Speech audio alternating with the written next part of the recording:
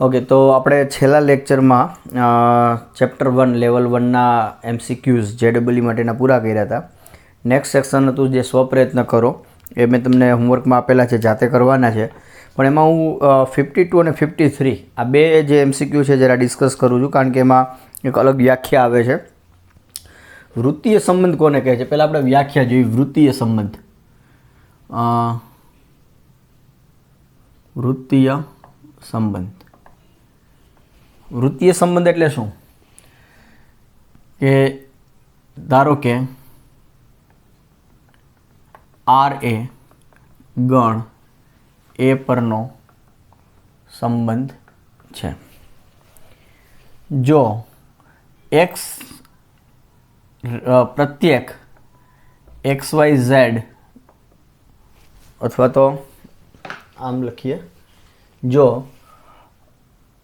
x, y, z belongs to A માટે x related to y હોય, x y સાથે સંબંધ ધરાવે, અને y રિલેટેડ ટુ z હોય, y એ z સાથે સંબંધ ધરાવતો હોય, તો એટલે કે implies z related to x, તો આને કહેવાય વૃત્તીય સંબંધ. શા માટે વૃત્તીય માટે આ થાય? તો R ને એ પર વૃત્તીય સંબંધ કહેવાય. વૃત્તીય, વૃત્ત એટલે વર્તુળ, સર્કલ. અહીંયા એક સર્કલ પૂરું થતું એવું લાગે છે. કેવી રીતના? ધારો કે આજે x છે એ y સાથે સંબંધ ધરાવે છે, y છે એ z સાથે સંબંધ ધરાવે છે, તો એવું કહે છે કે z છે એ x સાથે, એટલે z એ x સાથે, એટલે કે એક સર્કલ પૂરું થયું છે. તો આને કહેવાય છે વૃત્તીય સંબંધ. તો હવે જે નેક્સ્ટ MCQ છે 52 નંબરનો, એ આના બેઝ પર છે, વૃત્તીય સંબંધ. આપણે ટેક્સ્ટ બુકમાં વૃત્તીય સંબંધની ચર્ચા નથી કરી. અત્યારે આ જે આવ્યું છે, આવા સંબંધો તો ઘણા બધા પ્રકારના છે, પણ જે આવે છે એની આપણે ચર્ચા કરશું. તો એમાં હવે આપણે જોઈએ છે સ્વપ્રયત્ન.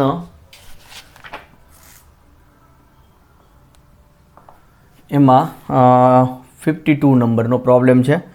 જો સંબંધ સ્વવાચક અને વૃત્તીય હોય તો તે સંબંધ ખાલી જગ્યા છે. ઓપ્શન એ માત્ર સંમિત હોય, ઓપ્શન બી માત્ર પરંપરિત હોય, ઓપ્શન સી સામ્ય હોય, ઓપ્શન ડી સામ્ય ન હોય. તો આ ચાર ઓપ્શનમાંથી કયું સાચું છે? તો જુઓ, સામ્ય હોય અને સામ્ય ન હોય, એટલે મતલબ કે સામ્ય વિશે પ્રશ્ન છે, અને સંમિત અને પરંપરિત. તો હવે સામ્ય માટે ચેક કરવું હોય તો આ બંનેને તો ચેક કરવા જ પડે છે, એટલે આપણે 1 by 1 ત્રણ વસ્તુ ચેક કરી લઈએ: સ્વવાચક, સંમિત અને પરંપરિત. તો કે અહીંયા સંબંધ શું છે? R શું છે? R કેવો છે? સ્વવાચક અને વૃત્તીય, આ આપેલો છે. તો સામ્ય થવા માટે શું થવું જોઈએ? સામ્ય સંબંધ થવા માટે સ્વવાચક, સંમિત અને પરંપરિત થવું પડે. તો સ્વવાચક તો છે જ, આપેલું જ છે. હવે વૃત્તીય છે, વૃત્તીય અને સ્વવાચક થઈને મને આ બંને વસ્તુ મળી જાય તો એ સામ્ય કહેવાય, અધરવાઇઝ ન કહેવાય. તો આપણે સંમિતતા માટે ટ્રાય કરીએ. તો સંમિતતા માટે શું થશે? ધારો કે x રિલેટેડ ટુ y છે, બરાબર? x રિલેટેડ ટુ y છે, તો મારે શું બતાવવું પડશે? y related to x. તો x રિલેટેડ ટુ y છે, તો હું આવું તો કહી શકું x રિલેટેડ ટુ y, અને y રિલેટેડ ટુ y તો કહેવાય જ, કારણ કે સ્વવાચક તો છે જ, કારણ કે R એ તમારો સ્વવાચક તો છે જ.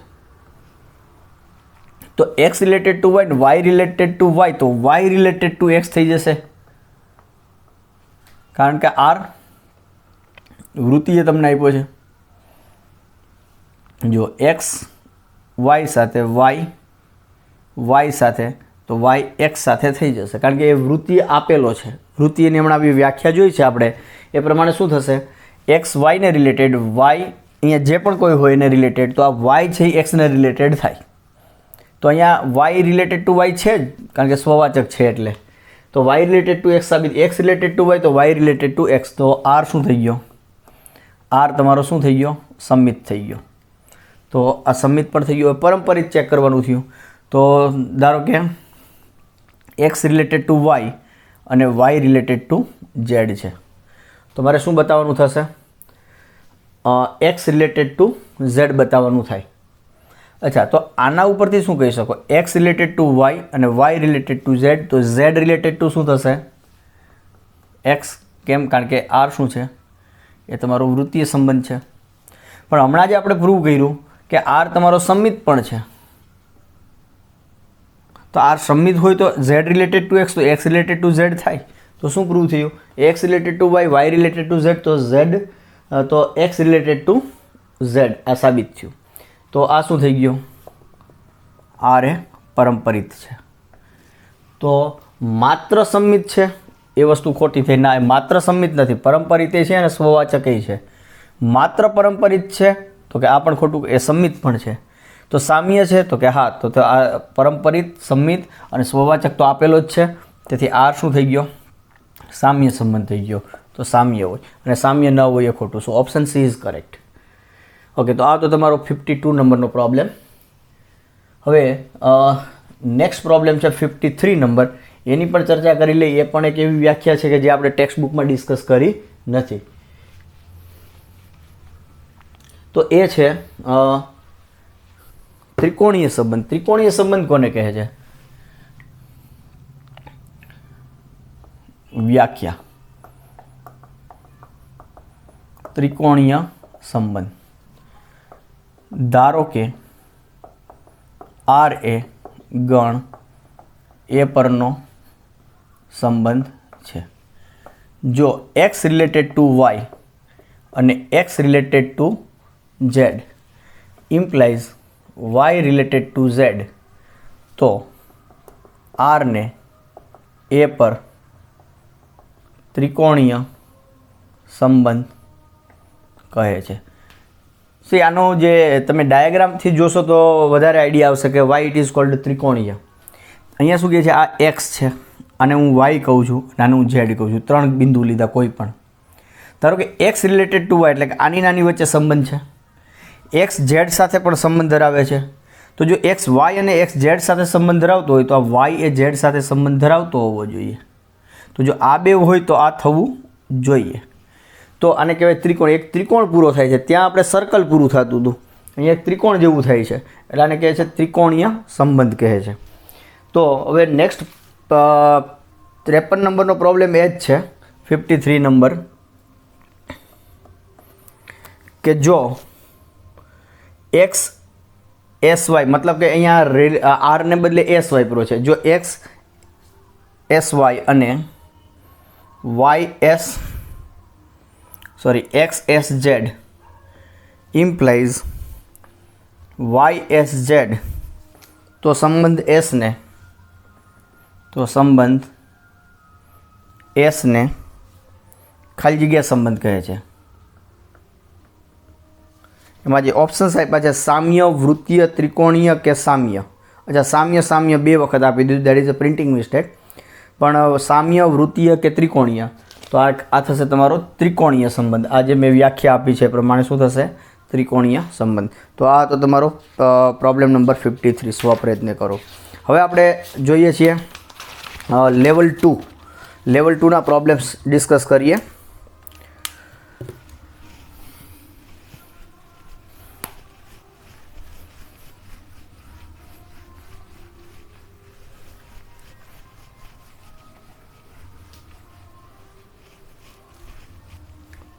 ઓકે,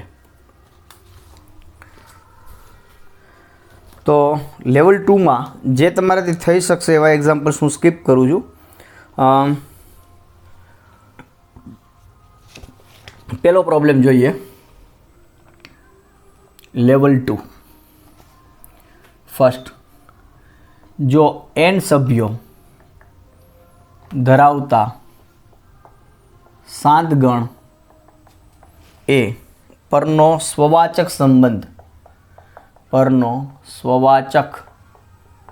સંબંધ આર એ એમ ક્રમયુક્ત જોડ ધરાવે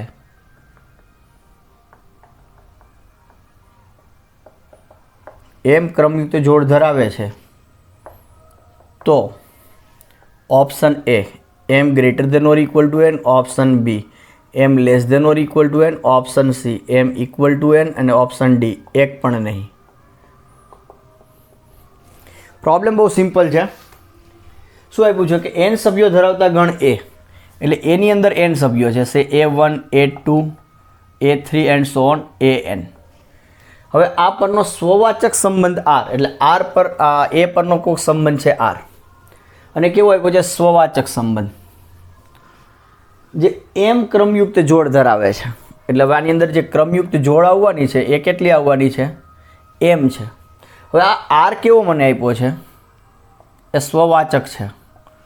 હા પછી એ સામ્ય પણ હોઈ શકે પણ એ સ્વવાચક તો છે જ અને આરને સ્વવાચક થવા માટે શું થવું પડશે કે A1, A1 A2, A2 and so on AN, AN આટલી પેર્સને તો આવવું જ પડશે અને એ સ્વવાચક છે એટલે હજુ બની શકે કે અહીંયા બીજી કોઈક વધારાની પેર્સ હોય પણ આટલી તો મિનિમમ હોય, બની શકે કે આટલી જ હોય પણ મિનિમમ આટલી છે. અને શું આપ્યું છે બીજી કેટલી છે આપણને હવે ખબર નથી પણ આમાં કુલ કેટલા ઘટકો આપ્યા છે. આ કુલ ક્રમયુક્ત જોડ કેટલી આપી છે મને એમ આપી છે, એમ ક્રમયુક્ત જોડ છે. આ એમ ક્રમયુક્ત જોડ ધરાવે છે તો આ એમની કિંમત કેવી હોય તો આ જે એમ છે ને એ તમારા આટલી ક્રમયુક્ત જોડને તો આવવું જ પડશે એટલે એન ક્રમયુક્ત જોડ તો હશે જ એટલે આ એમની કિંમત કેવી હશે એન કે એન કરતાં મોટી. સો ઓપ્શન શું આવશે તમારો એ. સરખી જશે એવું ના કહી શકું, સરખી છે આટલી છે પણ હજુ બીજા વધારાના એક બે ઘટકો મૂકી દઉં તો એ સ્વવાચક તો રહેવાનો જ છે. એમ કોઈ દિવસ ઓછા ના થાય. એમ જો એન કરતાં ઓછા થઈ ગયા એનો મતલબ શું થયો કે તમારી એન પેર જ નથી, મતલબ કે સ્વવાચક થવા માટે A1 A1 A2 A2 એ તો થવાની આવી એન પેર તો મિનિમમ જોશે એટલે આ ક્યારેય ન થાય. ઇક્વલ ટુ થઈ શકે પણ હંમેશા થાય એવું જરૂરી નથી. તો એટલે એમ greater than or equal to N અને એક પણ નહીં આવે. તો આ હતો તમારો પહેલો પ્રોબ્લેમ. હવે બીજો ત્રીજો આ બધા હું હોમવર્કમાં આપું છું, સેકન્ડ, થર્ડ, ફોર્થ, ફિફ્થ. હવે આપણે સીધા જમ્પ કરીશું પ્રોબ્લેમ નંબર 14, 14 નંબરના પ્રોબ્લેમ ઉપર. તો 2 થી 13 સુધીના બધા જ હોમવર્કમાં થાય એવા છે.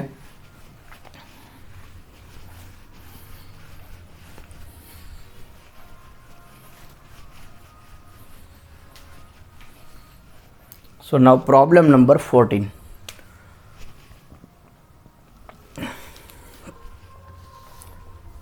R પર સંબંધ S, R પર સંબંધ S આ પ્રમાણે વ્યાખ્યાયિત છે.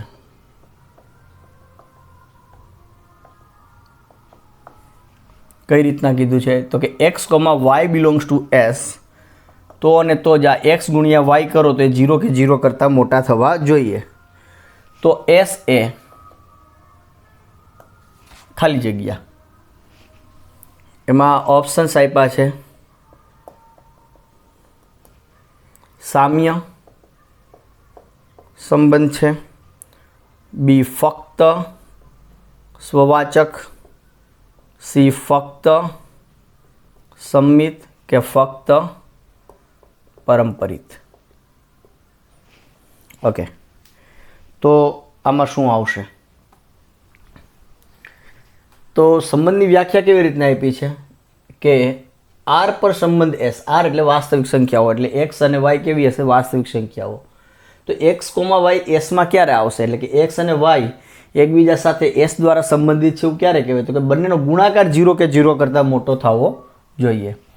તો હું દાખલા લઈ લો પ્રત્યેક એક્સ બિલોંગ્સ ટુ આર માટે તમે એક્સ ગુણ્યા એક્સ કરો તો આ શું થાય આ થયા તમારા એક્સ સ્ક્વેર અને એ હંમેશા 0 કરતાં મોટા જ હોય, 0 કે 0 કરતાં મોટા. તો એનો મતલબ શું થયો કે આ x, x belongs to S અને એનો મતલબ શું થયો કે પ્રત્યેક એક્સ બિલોંગ્સ ટુ આર માટે એક્સ, એક્સ એસમાં છે એનો મતલબ કે એસ એ સ્વવાચક છે. તો ફક્ત ઓકે, તો આ સ્વવાચક તો થઈ ગયું. હવે સંમિત થાય છે કે નહીં એ ચેક કરીએ. તો કે પ્રત્યેક X Y belongs to R માટે જો એક્સ કોમા વાય હું એસમાં લઉં છું, એનો મતલબ કે X into Y greater than or equal to 0 છે.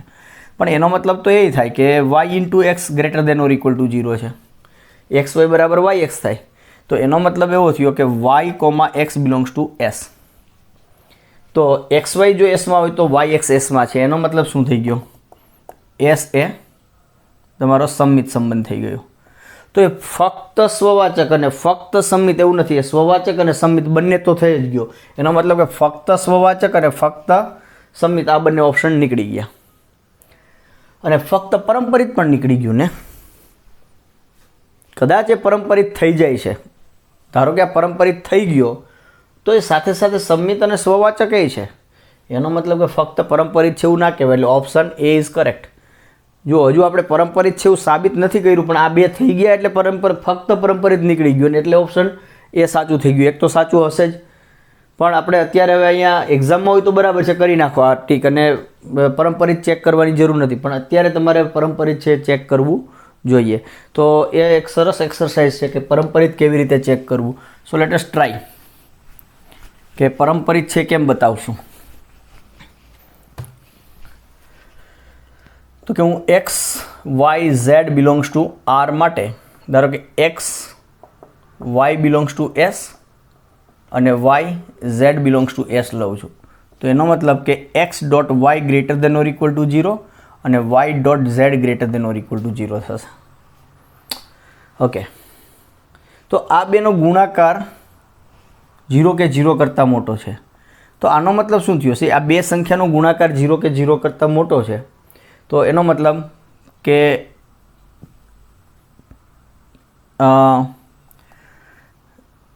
X greater than or equal to 0 હશે અને Y greater than equal to 0 હોય. આ પહેલો કેસ થાય, કેસ 1. બરાબર. અને કેસ 2 એ બનશે કે X less than or equal to 0 અને વાય પણ લેસ દેન. બે ઋણ સંખ્યા હોય તો એનો ગુણાકાર ધન થાય, અથવા બંને ધન હોય તો ગુણાકાર ધન થાય. અને આ બેમાંથી એકાદો 0 હોય તો એ ગુણાકાર શું થાય? 0 થઈ શકે. ઓકે, હવે જો X greater equal to 0, Y greater equal to 0, અને અહીંયા પણ શું છે? Y into Z greater equal to 0. તો એનો મતલબ કે વાય ગ્રેટર ઇક્વલ ટુ 0 હોય અને ઝેડ ગ્રેટર ઇક્વલ ટુ 0 હોય, અથવા Y less than or equal to 0 અને Z less than or equal to 0. આવું કંઈક થશે. પહેલો કેસ આ, બીજો કેસ આ. અચ્છા, આના પણ પાછા આમાં આને શબ્દ કાઢી નાખું છું. આ કેસ 1 કેસ 2 અને આના માટે પણ કેસ 1 કેસ 2. તો કેટલા કોમ્બિનેશન બનશે? આની સાથે આ 1 અને 2, આની સાથે આ 1 અને આ 2, એટલે 4 કોમ્બિનેશન બને. પણ હવે આપણે મેન્યુઅલી ચેક કરીએ, લખતો નથી ડિટેલમાં. એક્સ ધન છે ને વાય ગ્રેટર ઇક્વલ ટુ 0 છે. તો અહીંયા પછી Y greater than or equal to 0, આની સાથે આ કેસ ના આવે, કારણ કે અહીંયા તો વાય ગ્રેટર ઇક્વલ ટુ 0 છે, પણ અહીં તો Y less than or equal to 0 છે. તો જો વાય ગ્રેટર ઇક્વલ ટુ 0 હોય તો ઝેડને ગ્રેટર ઇક્વલ ટુ 0 જ થવું પડે. તો આ બંને કેસ ભેગા કરો તો શું થશે? એક્સ ગ્રેટર ઇક્વલ ટુ 0 અને ઝેડ ગ્રેટર ઇક્વલ ટુ 0. અને એનો મતલબ કે X into Z is greater than or equal to 0. X less than or equal to 0, Y less than or equal to 0. તો Y less than or equal to 0 અને Z less than or equal to 0. તો એનો મતલબ કે X less than or equal to 0, Z less than or equal to 0. તો X into Z greater than or equal to 0. તો આ બંને કેસમાં શું થઈ ગયું? X into Z greater than or equal to 0. So in short આના ઉપરથી હું એ કહી શકું કે X into Z greater than or equal to 0. તો એનો મતલબ એવો થયો છે એક્સ અને વાયની બંનેની નિશાની સમાન હશે. તો વાયની જે નિશાની હોય એ જ નિશાની ઝેડની હશે. તો એક્સ અને ઝેડની નિશાની સરખી, તો X into Z greater equal to 0. So that is the simple logic. તો આ થઈ ગયો તમારો પરંપરિત પણ થઈ ગયો. એનો મતલબ કે આ સામ્ય સંબંધ છે. ઓકે, તો આ હતો તમારો પ્રોબ્લેમ નંબર 14.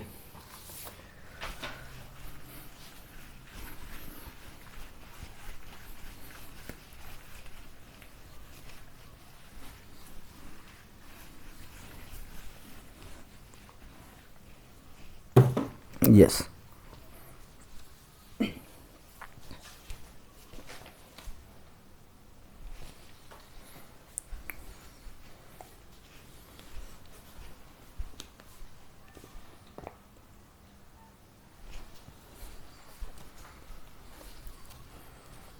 યસ 15 નંબરનો પ્રોબ્લેમ છે, થઈ શકે એવો છે. આપણે 16 નંબરનો જોઈએ. 16 problem number 16. a is equal to -1 to +1, b equal to closed interval 0 1 અને c is equal to -1 to 0. તો હવે તમને S1 આપ્યો છે x, y કે જ્યાં x² + y² is equal to 1, x belongs to a અને y પણ તમારે a માંથી લેવાના છે. S2 આપ્યો છે સેમ વસ્તુ, પણ x બિલોંગ્સ ટુ a અને y belongs to b. S3 આપ્યા છે આ સેમ વસ્તુ, ત્યાં x બિલોંગ્સ ટુ a છે અને y બિલોંગ્સ ટુ c છે. અને S4 આપ્યો છે આ સેમ વસ્તુ, x બિલોંગ્સ ટુ b અને y બિલોંગ્સ ટુ c. અને ઓપ્શન્સ તમને આપ્યા છે S1 વિધેયનો આલેખ નથી, બીમાં છે S2 વિધેયનો આલેખ નથી, S3 વિધેયનો આલેખ નથી અને S4 વિધેયનો આલેખ નથી. તો આ S1, S2, S3 અને S4 આ જે 4 ગણ આપ્યા છે એમાં કયો વિધેયનો આલેખ નથી એની ચર્ચા કરવાની છે. અચ્છા, પહેલાં તો ચલો આપણે ABCD ભૂલી જઈએ. અહીંયા જે કંઈ ABC અંતરાલ આપ્યા છે ફોરગેટ અબાઉટ ઇટ. ખાલી આ જો x² + y² બરાબર 1 અને xy તમારા ગમે તે હશે એવું માની લઈએ આપણે. તો શું છે? It is a circle, unit circle, એકમ વર્તુળ છે XY પ્લેનમાં. બરાબર. મને એમ કે આ x² + y² બરાબર 1 આ શું થાય? તો કે આ શું થશે? આ એકમ વર્તુળ થશે. અહીંયા હશે તમારું 0 1 1 0 -1 0 અને 0 -1 અને આ ઉગમ બિંદુ 0 0 આ થાય. પણ અહીંયા શું કીધું છે કે S1 એવા XY લેવાના છે કે આ વર્તુળ તો ખરું, પણ એમાં x અને y તમારે એમાંથી પસંદ કરવા, અને એ તમને અહીંયા આપ્યો છે. અહીંયા S2માં આપ્યું છે કે ભાઈ x² + y² બરાબર 1 વર્તુળ તો ખરું, પણ XY તમારે ક્યાંથી લેવાના? x એમાંથી જ લેવાના અને y તમારા બીમાં જોવા જોઈએ.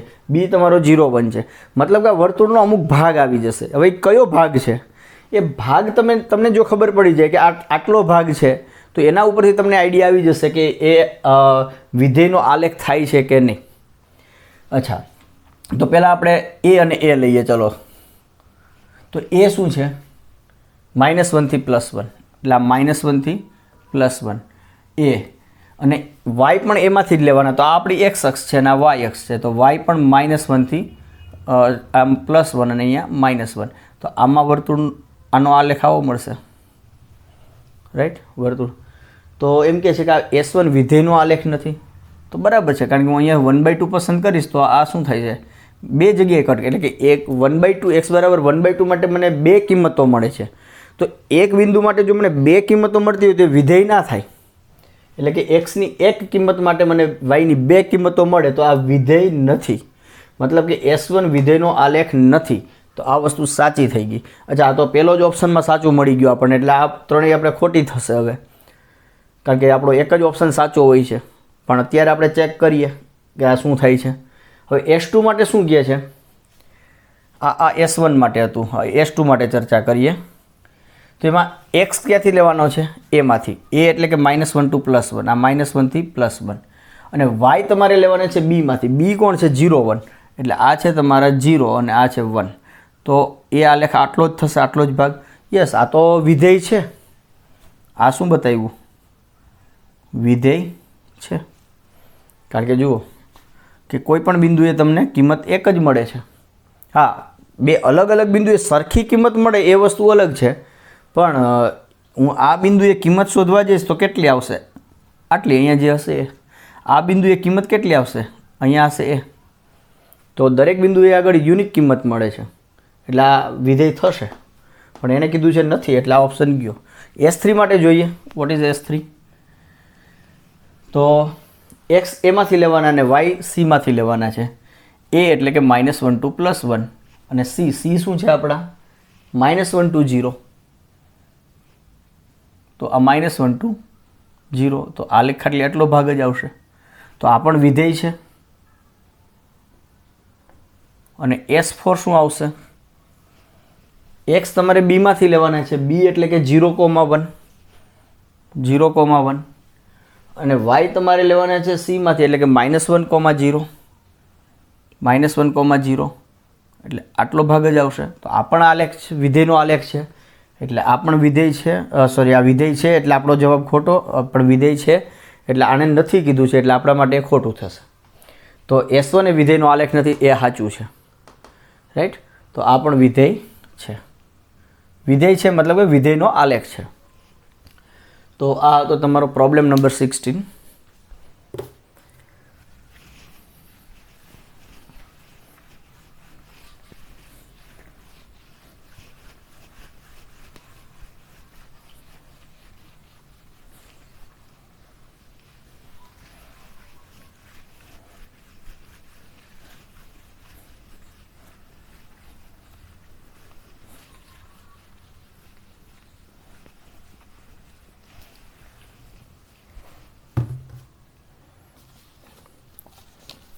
ઓકે, પ્રોબ્લેમ નંબર 17 એ થઈ શકે એવો છે, એને હું સ્કીપ કરું છું. 18 પણ થઈ શકે એવો છે, 19 થઈ શકશે.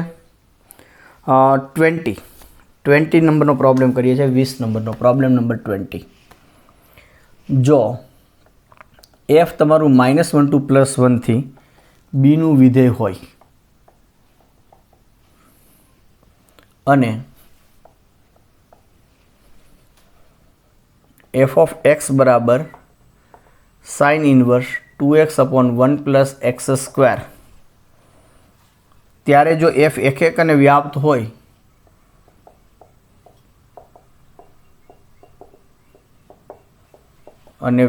હોય તો b બરાબર ખાલી જગ્યામાં છે. અચ્છા, આ વિધેય તમને એક અને વ્યાપ્ત આપ્યું છે તો b શું હશે, સહપ્રદેશ કેટલો હશે એ આપણે જોવાનું છે. ઓકે, તો અહીંયા મારે થોડું ઇન્વર્સ ટ્રિગ્નોમેટ્રિક ફંક્શન એટલે કે ત્રિકોણમિતીય વિધેયના પ્રતિવિધેયો એનો થોડોક ઉપયોગ કરવો પડશે, કારણ કે અહીંયા સાઇન ઇન્વર્સ એ આપ્યું છે. ઓકે, તો અહીંયા મને શું આપ્યું છે, f -1 to 1 to b અને fx મને આપ્યા છે સાઇન ઇન્વર્સ 2x/1 + x². અચ્છા, ઓપ્શન્સ મને આપ્યા છે, હું લખતો નથી ઓપ્શન્સ. ચલો લખીને બતાવી દઉં તમને. ચલો નથી લખતો, forget about options, direct find કરીએ આપણે. Sine inverse 2x/1 + x². તો x ક્યાંથી આવે છે, -1 to 1 માંથી. તો હું લઉં છું x = tan θ લઈ લઉં. તો ત્યાં x ક્યાં છે, જ્યાં x ક્યાં હશે -1 to +1 અને થીટા ક્યાં હોય -π/4 to +π/4.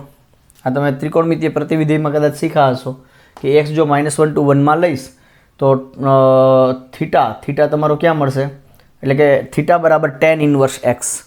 તો tan ઇન્વર્સ x તો એનો શું થશે, -π/4 to +π/4, એમાં એ એક અને વ્યાપ્ત થશે. ઓકે, તો હવે હું અહીંયા જોવા જઈએ તો આ fx બરાબર શું થઈ ગયું, sine inverse 2 times tan θ upon 1 + tan² θ. એટલે આ સાઇન ઇન્વર્સ, આ ફોર્મ્યુલા તમારે sin 2θ ની ફોર્મ્યુલા બની ગઈ, sin 2θ ની.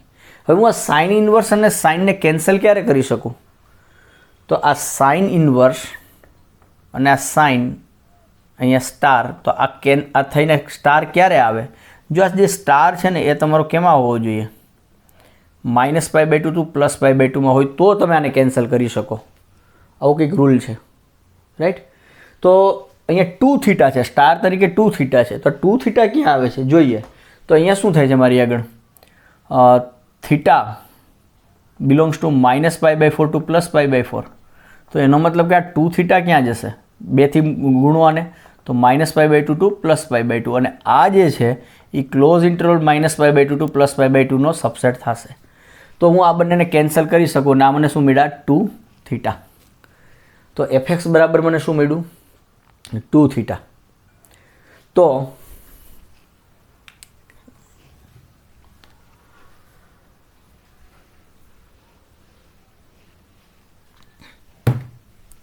આ જે fx બરાબર 2θ, પણ 2θ મને ક્યાં મળે છે, -π/2 to +π/2. તો fx ક્યાં મળ્યા મને?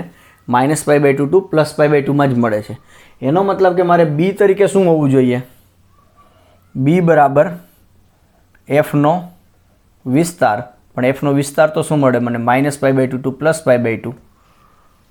કારણ કે આને એક એક અને વ્યાપ્ત થવું હોય તો b તરીકે શું હોવું જોઈએ? fનો વિસ્તાર. તો b બરાબર શું હોવું જોઈએ? -π/2 ટુ +π/2. તો આમાં ઓપ્શન્સમાં છે, પ્રોબ્લેમ નંબર હતો આપણો 20.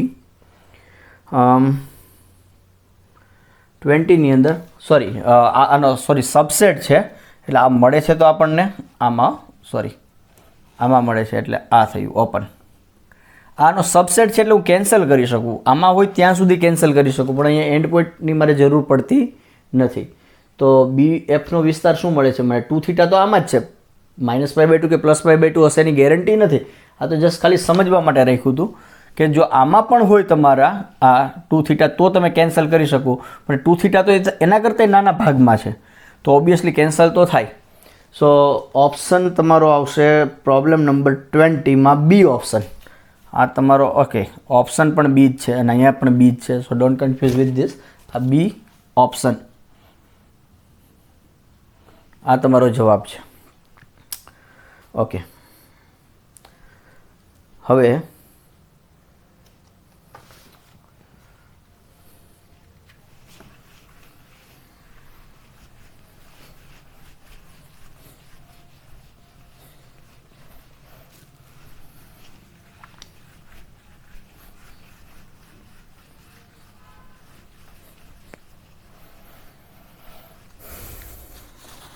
નેક્સ્ટ પ્રોબ્લેમ છે 21 અને 22. એ હું અત્યારે સ્કીપ કરું છું, હું તમને કરાવીશ એ પ્રોબ્લેમ નેક્સ્ટ લેક્ચરમાં હું ડિસ્કસ કરી, કારણ કે એ થોડા પોલિનોમિયલ પરના છે. We will discuss in next lecture. આપણે પહેલાં જોઈએ છે પ્રોબ્લેમ નંબર 23.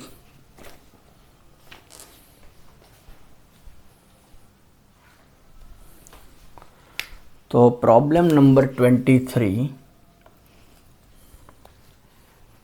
તો વાસ્તવિક વિધેય fx એ સમીકરણ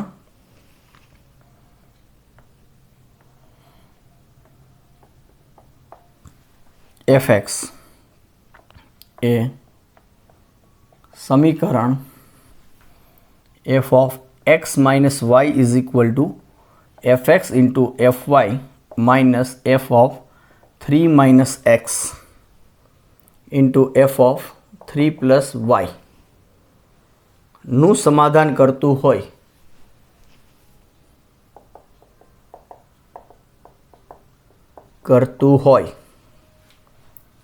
અને f of 0 બરાબર 1 હોય તો f of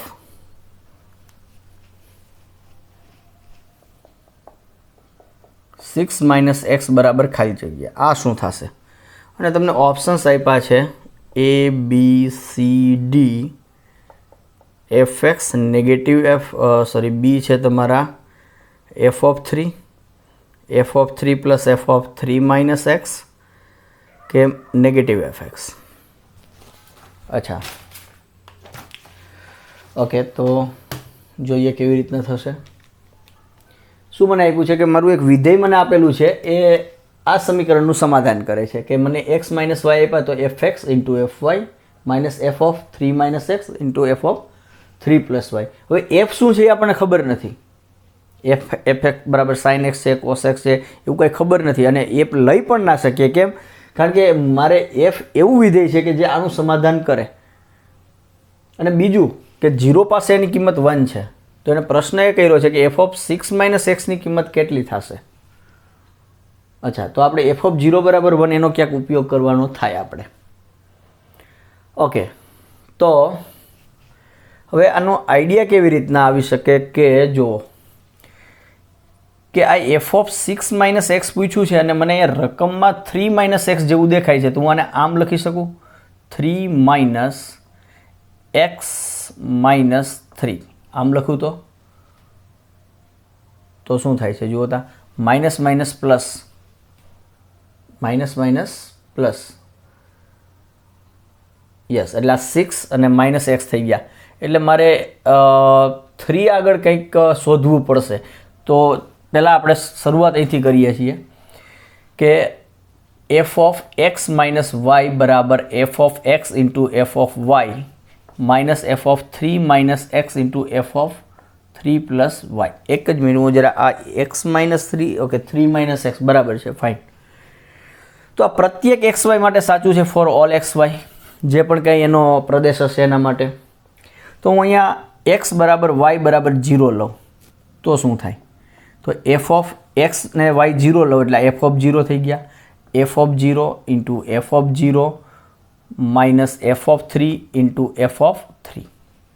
તો એફ ઓફ 0ની કિંમત તો મને 1 આપી છે, તો 1 equal to 1 into 1 minus F of 3નો સ્ક્વેર. એનો મતલબ શું થઈ ગયો? આ એફ ઓફ 3નો સ્ક્વેર આ બાજુ આવશે અને આને આ બાજુ જવા દઈએ તો આ થયા તમારા 0. Sorry, F X minus Y બરાબર ફાઇન. ઓકે, વચ્ચે મને એમ હતું કે પ્લસ છે, ના પ્લસ નથી, મલ્ટિપ્લિકેશન જ છે. તો આ બાજુ આવશે અને આ બાજુ ગયા એટલે એફ ઓફ 3નો સ્ક્વેર બરાબર 0. તો અહીંથી મને મળે છે F of 3 is equal two also 0. તો એફ ઓફ 3 બરાબર પણ મને 0 મળ્યા. ઓકે,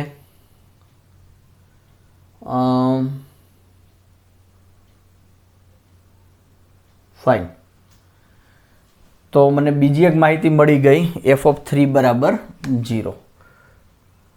તો હવે આને હું જવા દઉં છું. તો આના ઉપરથી મને બીજી માહિતી મળે છે, F of 3 is equal to 0. અહીંયા લખી નાખીએ એફ ઓફ 3 ઇક્વલ ટુ 0. આ એક મને બીજું પરિણામ મળ્યું. ઓકે, હવે હું આ લઉં છું, F of 6 minus x is equal two, આને હું લખી શકીશ એફ ઓફ 3, કારણ કે હવે મને 3 આગળ કિંમત ખબર છે, 3 માઇનસ એક્સ માઇનસ 3. જુઓ, તો 3 માઇનસ માઇનસ પ્લસ એટલે 6 માઇનસ એક્સ જ છે. મેં આવી રીતના લખ્યા. તો હવે આ મારા માટે એક્સ છે અને આ મારા માટે વાય છે. તો આ શું થશે? F X into F Y. તો અહીંયા F of 3 into F of x minus 3, પછી minus F of 3 minus X, એટલે અહીંયા પહેલો ઘટક જે હોય એ. તો અહીંયા 3 માઇનસ, અહીંયા પહેલો ઘટક છે 3 into F of 3 plus Y, એટલે 3 પ્લસ વાય એટલે કે બીજો ઘટક માઇનસ પછી. તો માઇનસ પછી છે એક્સ માઇનસ 3. તો આમ, તો આ શું થશે? એફ ઓફ 3 મને કેટલા મળ્યા છે? 0 into F of x minus 3 મને ખબર નથી, તો એ એમનેમ રહેશે. માઇનસ એફ ઓફ 3 માઇનસ 3 એટલે F of 0 into F of 3 cancel એટલે એક્સ. તો આ થઈ ગયા 0 માઇનસ એફ ઓફ 0 આપણી આગળ છે 1 into F x. So final it is negative F x. તો એફ ઓફ 6 માઇનસ એક્સ મને શું મળ્યા? Minus F x. So option D is correct. તો આ થોડો ટ્રિકી પ્રોબ્લેમ હતો. તો આના માટે પહેલાં આપણે એફ ઓફ 0 ઇક્વલ ટુ 1નો યુઝ કરી અને મેં એફ ઓફ 3 કેટલા છે એ ફાઇન્ડ કર્યા. એના માટે મેં એક્સ અને વાય બંને 0 છે એ સ્ટેપનો યુઝ કર્યો અને મને એફ ઓફ 3ની વેલ્યુ મળી અને 3ની વેલ્યુ મળી એનો યુઝ કરી અને હું 3નો યુઝ કરીને 6ને સ્પ્લિટ કર્યા, 3 પ્લસ 3, અને આ થોડું મેનિપ્યુલેશન કરી અને કેલ્ક્યુલેશન કર્યું ને આપણને મળે છે એફ ઓફ 6 માઇનસ એક્સ બરાબર નેગેટિવ એફ એક્સ. તો આ થયું કંઈ. તો આ તો problem number 23.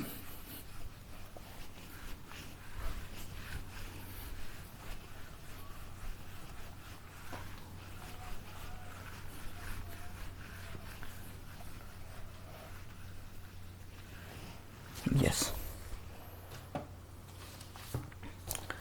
Now problem number 24. જો f of x is equal to x upon x minus 1 જ્યાં x is not equal to 1 હોય તો f o and so on o f આ કેટલી વખત આપ્યા છે? તો કે 17 વખત એટ x બરાબર કેટલા થશે? ઓકે, અને ઓપ્શન્સ આપ્યા છે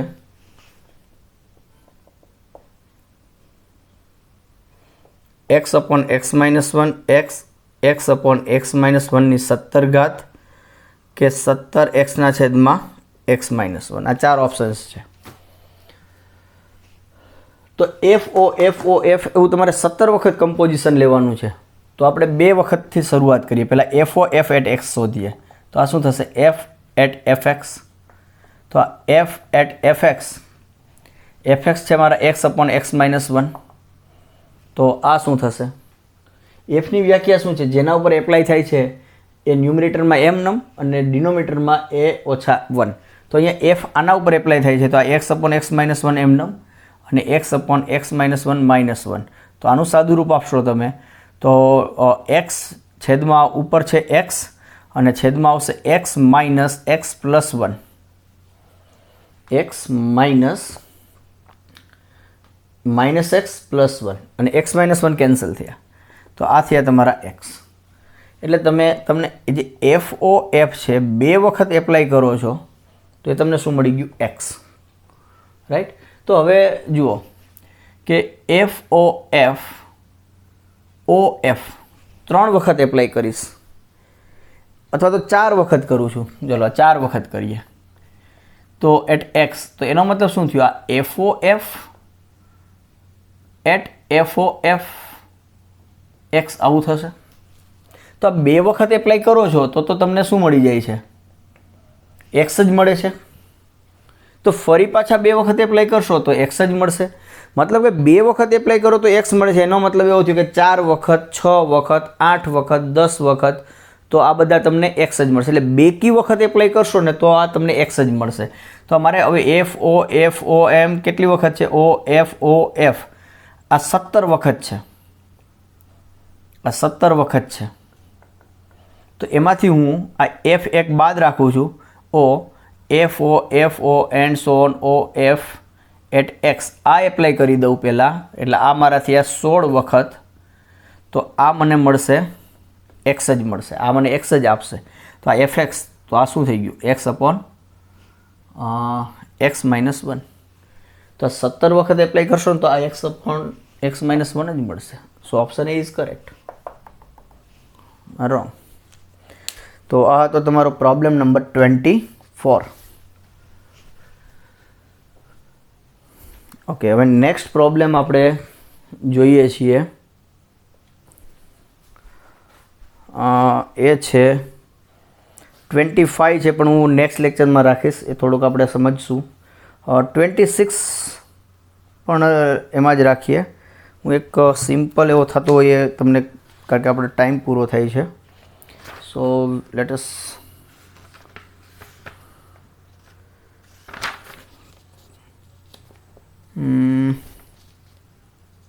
यस प्रॉब्लम नंबर आपणे जोई लईए छीए 26। 25 स्कीप करूँ छूँ। नेक्स्ट लेक्चर में लईशुं प्रॉब्लम नंबर 26।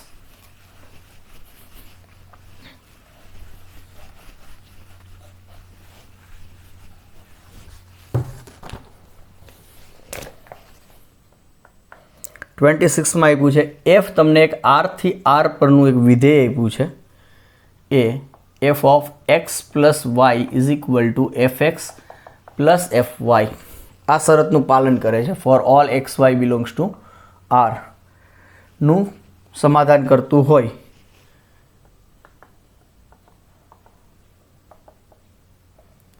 આ પ્રોબ્લેમ નંબર 23 જેવું છે। એમાં પણ એક એવી શરત આપી હતી, અહીંયા પણ એક શરત આપી છે સમાધાન કરતું હોય। અને આગળ આપે છે કે એફ ઓફ 1 બરાબર તમને 3/2 આપ્યા છે તો summation R equal to 1 to n F of R बराबर केटला थशे। ऑप्शन्स नहीं लखतो हूँ, डायरेक्ट कैल्क्युलेशन्स में जाइए। यस तो तमने शरत शू आपी है कि एफ ऑफ एक्स प्लस वाय बराबर एफ एक्स प्लस एफ वाय थाय छे। तो हूँ आ एक्स बराबर 1 और वाय बराबर 1 लऊँ तो शू थई गयुं एफ ऑफ 1 + 1 बराबर F of 1 + F of 1। Right. अथवा तो बीजी रीतना वाय बराबर एक्स वाय 1 नहीं लेतो आज वस्तु पण मैं आम जोऊं छूं कि एफ ऑफ 2 शू थशे। पण 2 ने हूँ शू लखी सकूँ 1 + 1 એટલે આ શું થશે f(1) પ્લસ f(1). એટલે આ શું થઈ ગયું 2 ટાઈમ્સ f(1). f(3) શું થશે તો કે હું આને લખી શકીશ હું 1 + 2, 3 એટલે 1 + 2 એટલે x + y, પણ આ તો f(x) પ્લસ f(y) થાય છે. તો આ થયા તમારા f(1) પ્લસ આ જે f(2) છે એ મને મળ્યા છે 2 ટાઈમ્સ f(1), એટલે આ થયા મને 3 ટાઈમ્સ f(1), રાઈટ. તો આ f(3) બરાબર 3 ટાઈમ્સ f(1). તો ઇન શોર્ટ f(r) બરાબર શું થશે? r તમારો કોઈ પણ એક ઇન્ટીજર છે, પોઝિટિવ ઇન્ટીજર. તો આ થશે તમારા, આ જ પ્રમાણે તમે કરશો તો તમે આને લખી શકો 3 હતા તો 3 બાર નીકળ્યા હતા, r છે તો r બાર નીકળશે f(1). તો મને શું મળ્યું સાહેબ કે f(r) બરાબર r ટાઈમ્સ f(1) થયા. હવે મને પૂછ્યું છે શું એણે summation f(r) r = 1 to n આ પૂછ્યું છે, પણ આના બરાબર તો શું થાય છે સમેશન r = 1 to n અને f(r) બરાબર r ટાઈમ્સ f(1). તો r f(1) જે છે એ તો અચળ છે એને બહાર કાઢો, summation r = 1 to n r. તો આ f(1) બરાબર 3/2 છે અને આનું જે સૂત્ર છે એ થશે n × n + 1/2, પ્રથમ n પ્રાકૃતિક સંખ્યાઓનો સરવાળો. તો આ થયા તમારા 3/4 n × n + 1.